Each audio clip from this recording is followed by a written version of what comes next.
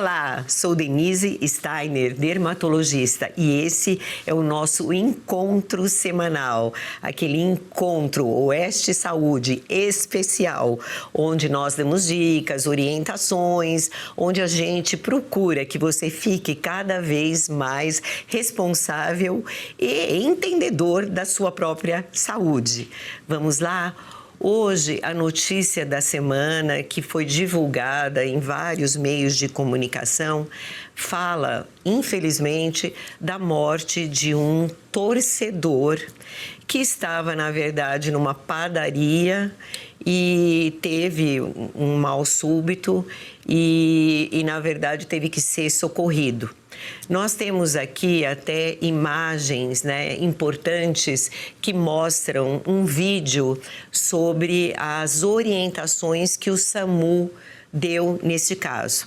Então, a primeira coisa, SAMU, ligue para o SAMU numa circunstância dessa, 192. E essas pessoas, elas têm uma formação importantíssima em auxiliar o que você deve fazer naquele momento.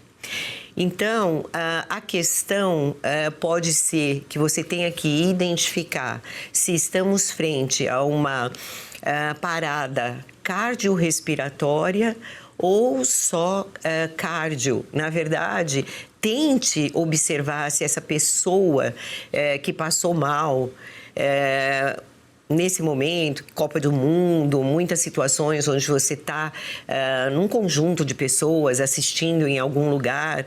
Então, alguns sinais podem ser interessantes. A pessoa começa a ficar com uma coloração de pele estranha, começa a ter uma respiração diferente, começa, na verdade, às vezes até falar alguma coisa de forma meio confusa, perde um pouco os sentidos. Tudo isso pode, na verdade, ser observado pelas pessoas que estão em volta. Nessa situação, principalmente se a pessoa perdeu os sentidos, é importante que ela fique deitada, confortável e que você não tenha nenhuma ideia de dar alimentos ou de qualquer coisa. E pessoas, talvez, daquele local que entendam um pouquinho mais, percebam se está havendo pulsação, se está havendo respiração. Às vezes a pessoa não está respirando e se ela não estiver respirando, é interessante pôr a cabeça dela para cima, levantar o queixo e até fazer a respiração boca a boca. Mas às vezes ela continua com uma respiração difícil, mas é importante que você faça a massagem cardíaca, principalmente se não observar a pulsação. Então, essa massagem está sendo ensinada nesse vídeo, Você percebe que ela junta as mãos, ela tem que ficar numa distância do peito da pessoa e fazer um movimento rápido, de empurrar com uma pressão importante e rápida para que isso talvez salve a vida dessa pessoa enquanto o SAMU está chegando. Logicamente que é importante que você eventualmente faça um curso de primeiros socorros, principalmente se você é uma pessoa ligada à saúde de alguma forma. E também, às vezes, nessas situações, é interessante já gritar para uma pessoa que entenda mais do assunto e possa fazer da melhor forma possível. Mas, às vezes, pessoal, vai ser você que está lá e que vai ter que agir e tentar salvar a vida de uma pessoa. Então, é salvar a vida.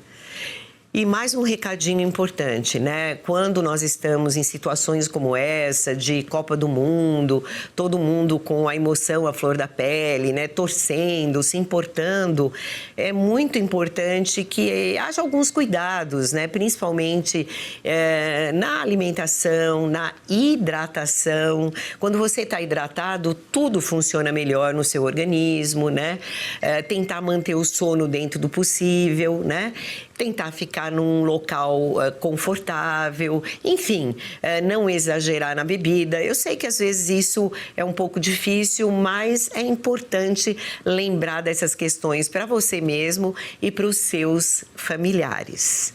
Bom, nós vamos agora para um intervalo E, na sequência, nós voltamos com uma entrevista, sabe, sobre o quê? Enxaqueca, que não é só dor de cabeça. Então, vamos falar com o médico Alexandre Feldman, que tem muito a nos informar sobre a enxaqueca. Então, voltamos já.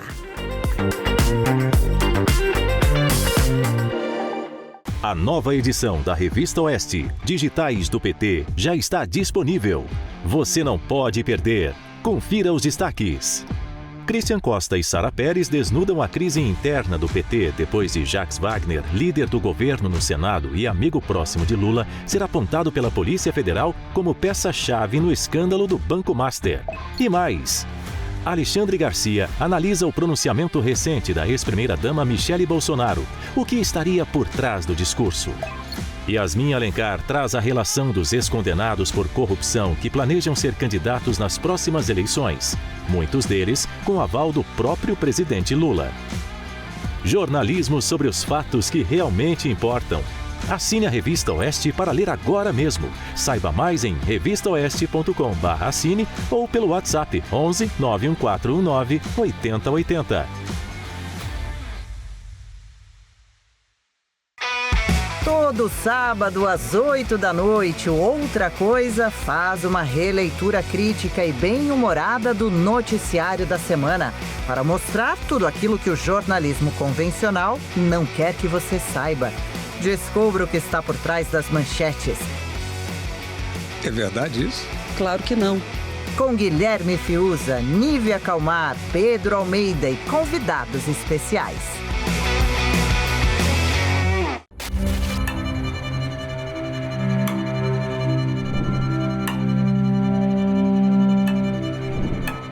O brasileiro nunca pagou tantos impostos. É esse o país que você quer? A Revista Oeste se recusa a aceitar essa realidade. Assine, porque o Brasil em que acreditamos não será defendido por quem se omite.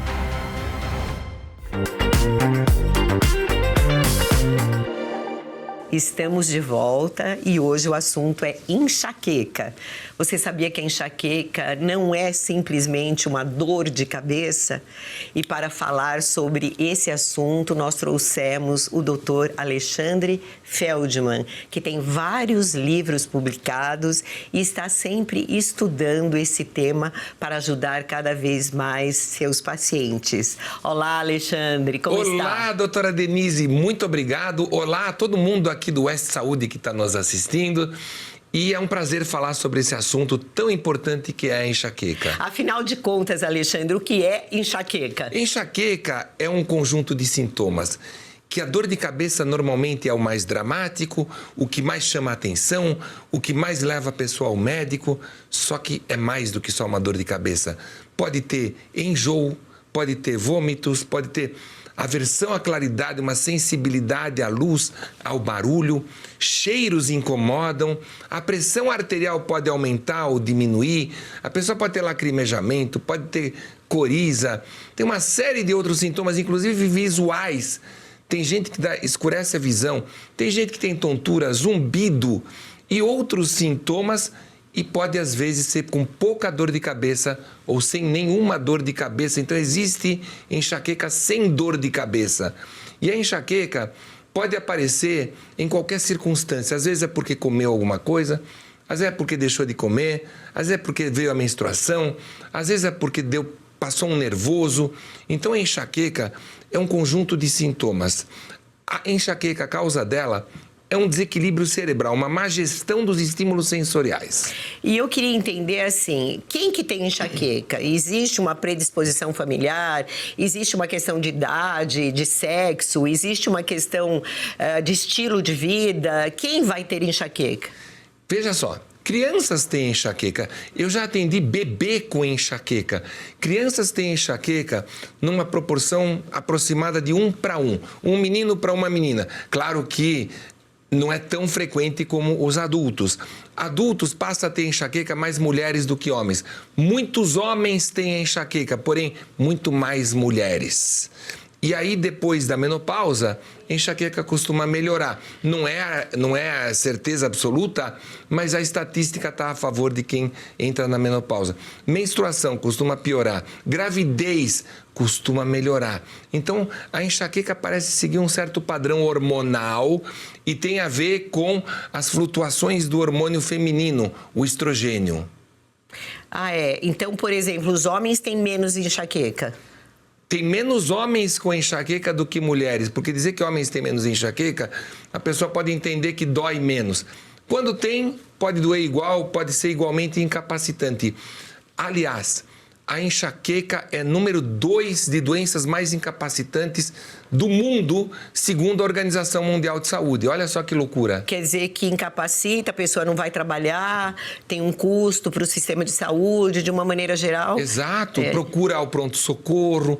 Eu me lembro que nos anos 1990, já desde então, havia sido feita uma análise de qualidade de vida entre doenças crônicas. Quem que dá mais incapacidade? E a enxaqueca só perdeu do câncer em estágio terminal, diabetes em estágio terminal e doenças em estágio avançadíssimo. Por quê? As perguntas eram: quanto tempo você tem que parar as suas atividades por semana? Quantas vezes você precisa ir num pronto-socorro por mês para tratar exacerbações do teu problema? E assim por diante. E a enxaqueca pontuou muito alto nisso. Isso é muito importante porque a enxaqueca continua sendo uma doença menosprezada e mal compreendida, quando na verdade é um problema de saúde pública muito importante. Alexandre, eu queria entender, assim, o que a pessoa pode fazer, como seria, assim, o tratamento, mas a gente poderia separar. Existe tratamento preventivo, né? Existe tratamento específico para crise? Existe tratamento crônico, assim, que deva ficar sendo feito ao longo do tempo? Existe sim, Denise. Na verdade, tanto o tratamento para a hora da dor quanto o tratamento preventivo. Acontece que a nossa cultura, ela quer só imaginar que o tratamento vai ser à base de remédios. Na verdade, o melhor tratamento é uma ação conjunta que adiciona hábitos e estilo de vida, sono, alimentação, gestão do movimento e gestão das emoções aos remédios. Remédios que podem ser farmacológicos ou não farmacológicos. Nós precisamos usar todos os recursos que temos para tratar bem uma enxaqueca. Não só dizer, só remedinho natural, ou só drogas farmacêuticas, ou só mudanças de hábito. O melhor tratamento é uma ação conjunta, porque a enxaqueca responde muito a hábitos e estilo de vida. E eu costumo dizer que hábitos e estilo de vida geram a enxaqueca em muitas pessoas. Então, assim, se pegar idade de início mais comum, adolescência. Adolescência, o que tem? Muda o padrão de sono. Vem os desequilíbrios hormonais, especialmente na mulher. Que mulher hoje, que menina que não tem desequilíbrio hormonal, que menina que não tem TPM. E da onde vem isso? Vem de hábitos e estilo de vida, vem da nossa alimentação, vem do nosso sono, vem de como nós gerimos as nossas emoções, vem de como nós nos mexemos. Então, por exemplo, está na moda a pessoa ir na academia e vai lá todo dia, 1 hora por dia, se mata na academia, depois fica 23 horas não fazendo nada. Isso também não é uma boa gestão do movimento. Tem muito que a gente, como médico, ensinar para melhorar o estilo de vida de quem sofre de uma doença crônica em geral e de enxaqueca em particular. Na verdade, eu falo sempre que é um mantra desse programa tentar melhorar o estilo de vida das pessoas. Mas eu, sinceramente, às vezes fico parecendo que eu estou falando assim no vazio, né? Porque as pessoas, às vezes, não têm o entendimento de que é o dia a dia que faz a diferença, né? E que essas questões precisariam ser melhoradas, né? As pessoas estão muito enfronhadas em hábitos que estão muito ruins, né? E não querem abrir mão desses hábitos. Exatamente. Elas comem comida processada, elas vão dormir muito tarde. Hoje todo mundo está ligado no celular o tempo todo. Hoje há uma ansiedade, assim, principalmente por causa dessa mídia digital que é difícil, né, de conter. O que você faz com seus pacientes? Que orientação você dá? Eu me acho muito privilegiado porque eu trato justamente a enxaqueca, que é uma dor. E esse paciente que me procura, normalmente, já procurou vários outros tratamentos antes de chegar. E aí esse paciente, ele está numa situação que ele faz qualquer coisa que eu falar. Se eu falar, olha, vamos fazer o seguinte, vamos tratar, para você melhorar, você sai aqui do prédio e vai andando de joelho até a Catedral da Sé e volta que melhora, o cara faz, porque ele está tão desesperado. Então, eu falo, olha, faz assim, dorme assim, come assim. Eu não encontro resistência entre os meus pacientes, porque eles estão tão mal, já tentaram tão de tudo, que são, bom, deixa eu tentar mais isso. E aí o que acontece? Os efeitos colaterais muitas vezes são ao contrário. Só mudei meu estilo de vida e melhorei. Melhorei muitas vezes com remédios que eu já havia tomado antes e não tinham funcionado. Ah, tá. E aí, uma paciente me perguntou, olha, eu encontrei uma amiga e ela falou assim, nossa, mas quem é teu cirurgião plástico? Porque você está mais magra, você está com a pele bonita, você está com o cabelo legal. E ela me contando isso e me perguntou, posso te encaminhar essa paciente? Eu falei, você até pode, mas ela não vai melhorar. Por quê? Aí ela perguntou curiosa. Aí eu respondi, porque ela não tem a tua dor. Se a pessoa tem a dor, ela está motivada a fazer mais coisas do que se ela não tem uma dor. Entendi. Eu atribuo a isso, quer dizer, qual é a mágica que você faz? Na verdade, eu só oriento com base em décadas de experiência, hábitos e estilo de vida que eu junto ao tratamento médico. Tá. Na verdade, então, você também usa medicamentos? Existe algum medicamento que você acha que vale a pena chamar atenção? Inclusive, eu queria ter a sua opinião, porque esses agonistas do GLP-1, né, os emagrecedores, na área de dermatologia, estão sendo usados para doenças inflamatórias crônicas. Houve alguma repercussão? Tem algum papel pelo fato de mexer no metabolismo? Tem algum papel na enxaqueca? E eu queria que você desse o recado final, porque infelizmente a gente precisa encerrar essa maravilhosa entrevista. Tá certo. Esses agonistas GLP-1 já têm estudos preliminares mostrando que podem ajudar. Mas podem ajudar porque influenciam um aspecto do estilo de vida que é a alimentação. Então, se você mudar por conta própria a alimentação, não precisa dos caríssimos agonistas do GLP-1. Certo. E o que você daria de conselho para as pessoas? Como você encaminharia para que ela procurasse uma ajuda? Começa indo dormir cedo todas as noites, acordando cedo todas as manhãs, saindo no ar livre. Ar livre é tão importante e ninguém vai para o ar livre. Suspende café. É muito contraintuitivo a gente falar isso, porque muita gente toma café e até melhora da enxaqueca. Mas tem um mecanismo muito perverso, pelo qual a cafeína do café e até a cafeína dos analgésicos que contém cafeína pode piorar a enxaqueca. Então, suspende os industrializados, suspende os óleos vegetais poliinsaturados.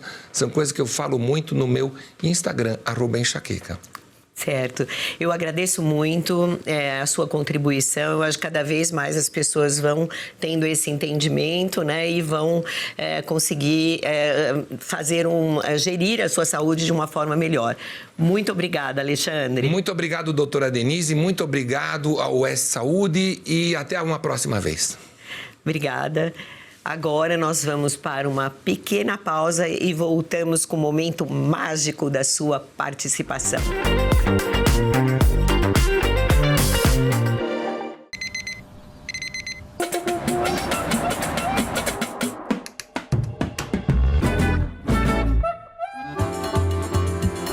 Que Brasil é esse que está surgindo diante dos nossos olhos? O país vai para frente quando quem trabalha tem a liberdade de produzir e investir no seu próprio futuro. Sem a ajuda do governo e sem atalhos. É assim que o Brasil avança. Com o agronegócio forte. A indústria vigorosa, comércio de porta aberta. E o setor de serviços em constante expansão. Com liberdade de empreender. E não tem medo de falar e ser ouvido. É por isso que esse é um movimento real e visível a olho nu. Esse é o país que a Oeste está ajudando a construir. Esse é o meu Brasil. Esse é o meu Brasil. Se você acredita nesse Brasil, assine a Oeste. Faça parte desse Brasil. Faça parte da Oeste. É muito fácil navegar no Portal da Oeste. Na parte de cima fica a revista digital, publicada todas as sextas-feiras. Você acessa a revista pelo site ou pelo aplicativo disponível para iOS e Android. Como é digital, a revista chega a você na mesma hora. Você pode navegar pelos textos tanto por esse carrossel, quanto como se estivesse folheando as páginas, já que no fim de cada matéria está o link para a próxima reportagem ou para a anterior. Se você ainda não assina a revista, basta clicar no botão Assine, localizado no canto superior direito, e escolher o melhor plano para você. A segunda parte do portal é o site. Aqui na parte de cima estão os destaques. Quando você desce um pouco, encontra as últimas notícias. Basta clicar aqui e ter acesso a um acervo infinito de matérias. Comece agora mesmo e divirta-se.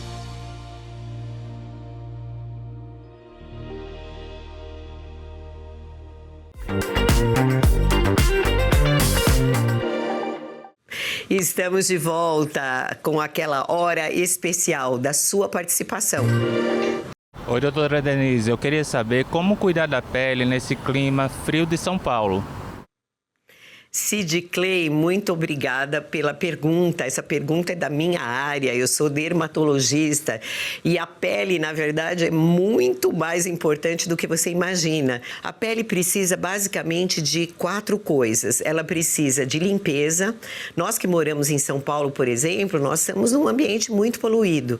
Então, à noite, quando você chega em casa, se você trabalha durante o dia, é importante que você lave o rosto, limpe o rosto. Aí, quanto mais neutro o produto que você usar, menos tipo de problemas ele pode dar. E enxague bem, tire o excesso do produto, isso é muito importante. De manhã você também dá uma lavadinha, tudo, mas a pele já está com menos resíduos, né? Só tem uma produçãozinha de óleo ali.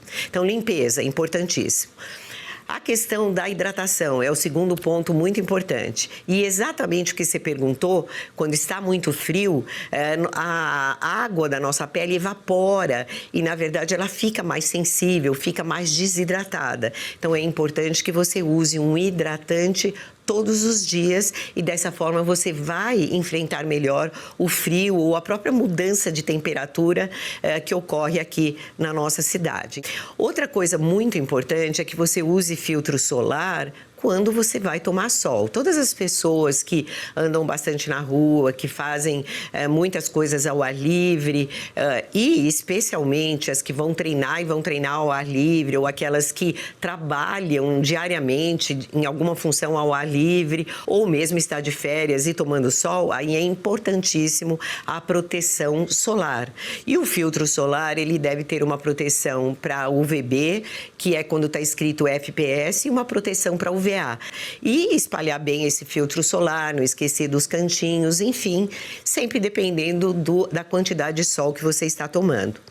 Em relação a ativos, existem hoje inúmeros produtos que podem ajudar a cuidar da sua pele. Produtos com vitaminas, por exemplo, com vitamina C, com vitamina E. Existem também inúmeros produtos com ácidos, o ácido retinóico, o ácido glicólico, que ajudam na renovação da pele. Existem tecnologias especiais hoje em dia, onde as substâncias estão até silenciando os genes de envelhecimento, enfim. Mas esse cuidado, esse skincare com esses cosmecêuticos, que são cosméticos terapêuticos, eles devem, de preferência, ser indicados pelo seu dermatologista. Mas a limpeza, a hidratação e a fotoproteção é por sua conta também, todos os dias. Vamos para a segunda pergunta? Oi, doutora Denise. Como eu faço para melhorar a imunidade em relação a esse frio de São Paulo, né? Então, a resfriados, a doenças gripais, a viroses. Essa é a minha dúvida, então.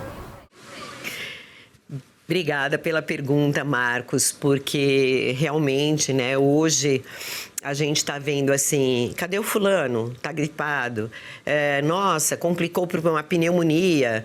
Então, na verdade, isso não ocorre assim só porque está fazendo frio, né? Ou alguns dias frios, porque isso, de uma certa forma, vem ocorrendo. Para manter uma imunidade adequada, para ser resistente, você tem que estar saudável. E a base para você estar saudável é relacionada ao que você come.